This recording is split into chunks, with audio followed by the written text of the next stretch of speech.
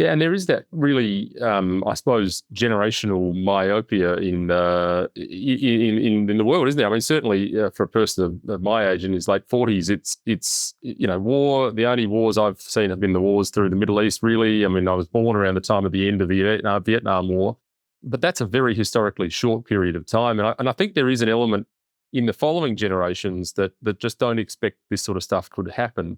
I'm always interested. But yeah, sorry, go on. Well, you're absolutely right. That's a very good point. When I walk across the Stanford campus from my apartment to my office, there was a Hamas encampment, and they'd like to confront you, the demonstrators last year, and they will be back in the fall.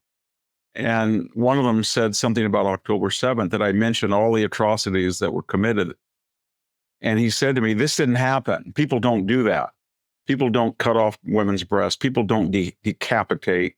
They don't rape corpses. They don't burn alive babies. Whoever, that's medieval. Nobody ever does that. I said, well, why do you think they don't do it?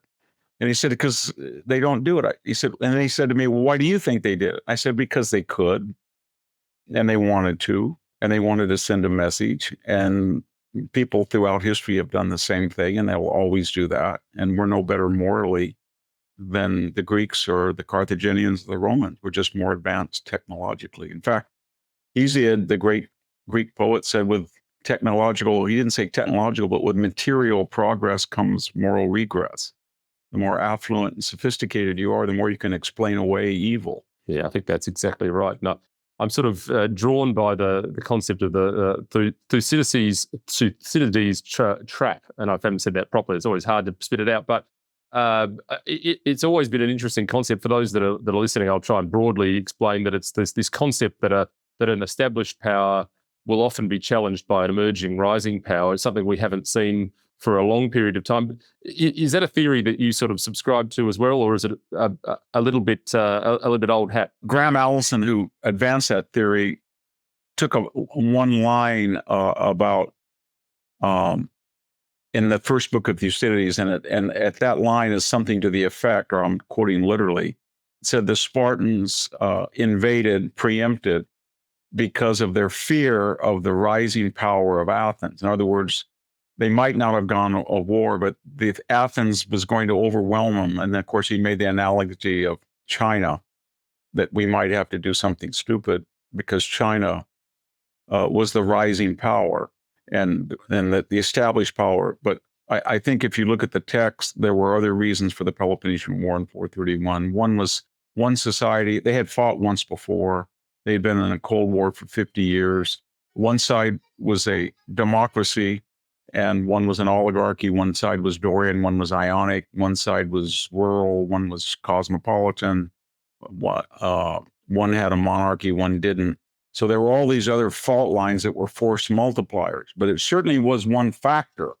But I don't think that would have been enough, given the existential differences that had existed. But what he was trying to say, I think, was valid, that when you have a sudden imbalance in the existing order, and you have emerging forces, whether it's the unification of Germany in 1870 or the rising of Japan in the 1930s, then the established powers either have to preempt, or they're not prepared for it, or they react in a very naive way. It's almost like the British Navy, the largest Navy in the world, says, well, even if Japan has aircraft carriers and they have more than we're the British Navy and they can't do anything. And then they sink the Repulse and the Prince of Wales right off Singapore. And they do it in about 15 minutes. And the British are shocked. But if they had followed carefully what was going on in the 1930s, they might not have been as shocked. And I guess, I mean, one of the preeminent concerns and political pieces of discourse in Australia, of course, is the rise of China. And for many years, and the Chinese Communist Party, I should say, many years it was seen as being, I guess, a good thing. There was this hope that China would democratize, and of course that hasn't happened. How do you see, China, particularly in the, in the South Pacific Oceania region? Australians, I think, are increasingly concerned about the movement and the Yes. influence of foreign influence in Australia. But I mean, there are disparaging views.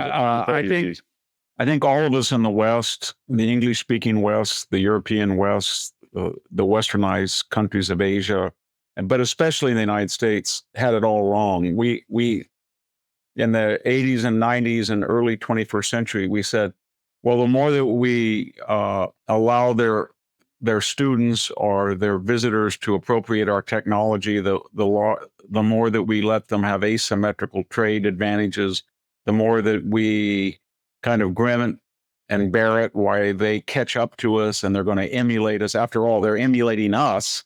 And we all know that when you have free market capitalism and you create affluence and leisure, then democracy inevitably follows, and especially when they look at our culture.